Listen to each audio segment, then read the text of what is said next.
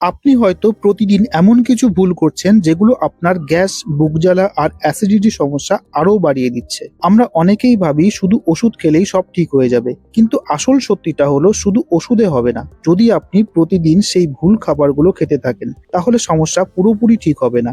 তাই আজকের এই ভিডিওতে আমি আপনাকে জানাবো গ্যাস্ট্রিক রোগীরা কোন 7টি খাবার একেবারেই এড়িয়ে চলবেন। আর বিশ্বাস করুন, এর মধ্যে এমন কিছু আছে যেগুলো আপনি হয়তো প্রতিদিনই খাচ্ছেন। প্রথমেই আসি ভাজা এবং তেলযুক্ত খাবারের কথায়, যেমন পুরি, পরোটা, ফ্রাইড চিকেন বা যে কোনো ডিপ ফ্রাইড খাবার। এই ধরনের খাবার হজম হতে অনেক বেশি সময় নেয়, ফলে পেটে গ্যাস তৈরি হয়, পেট ফেঁপে যায় এবং অস্বস্তি বাড়তে থাকে। যারা নিয়মিত এই সমস্ত খাবার খান তাদের গ্যাস্ট্রিকের সমস্যা দীর্ঘদিন ধরে লেগেই থাকে। দ্বিতীয়ত, অতিরিক্ত ঝাল খাবার। ঝাল অনেকের খুব প্রিয় হলেও গ্যাস্ট্রিক রোগীদের জন্য এটা বেশ ক্ষতিকর।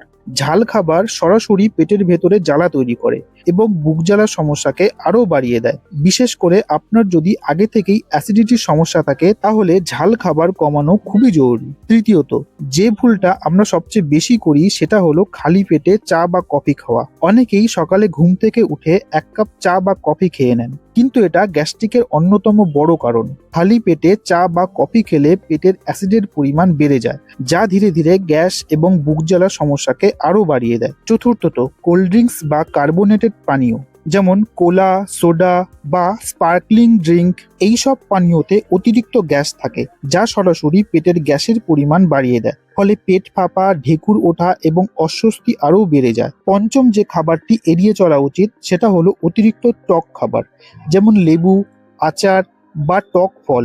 যদিও অল্প পরিমাণে এগুলো খাওয়া যায়, কিন্তু বেশি খেলে পেটে অ্যাসিডের পরিমাণ বেড়ে যায় এবং অ্যাসিডিটির সমস্যা বাড়ে।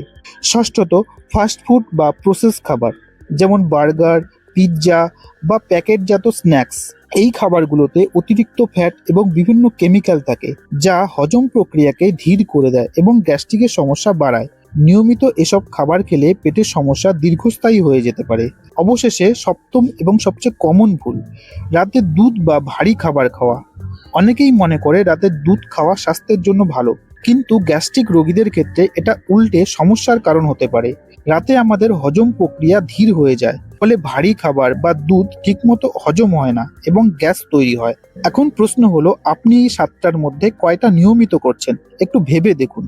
যদি আপনি সত্যি গ্যাস্ট্রিক থেকে মুক্তি পেতে চান তাহলে শুধু ওষুধ নয়, আপনার প্রতিদিনের খাবারের অভ্যাসও বদলাতে হবে। গ্যাস্ট্রিক কমানোর জন্য সবসময় হালকা এবং সহজপাচ্য খাওয়ার চেষ্টা করুন। নিয়মিত সময়ে খাবার খান, দীর্ঘ সময় খালি পেটে থাকবেন না এবং প্রতিদিন পর্যাপ্ত পরিমাণ জল পান করুন। এই ছোট ছোট পরিবর্তনগুলি আপনার গ্যাস্ট্রিকের সমস্যা অনেকটাই কমিয়ে দিতে পারবে। মনে রাখবেন, আপনার স্বাস্থ্য আপনার হাতেই। শুধু ওষুধের উপর নির্ভর না করে আজ থেকেই আপনার খাবারের অভ্যাসে পরিবর্তন আনুন, তাহলে আপনি নিজেই পার্থক্যটা বুঝতে পারবেন। এমন আরও সহজ এবং দরকারি স্বাস্থ্য বিষয়ক তথ্য পেতে আমাদের চ্যানেলটি সাবস্ক্রাইব করে রাখুন। ধন্যবাদ।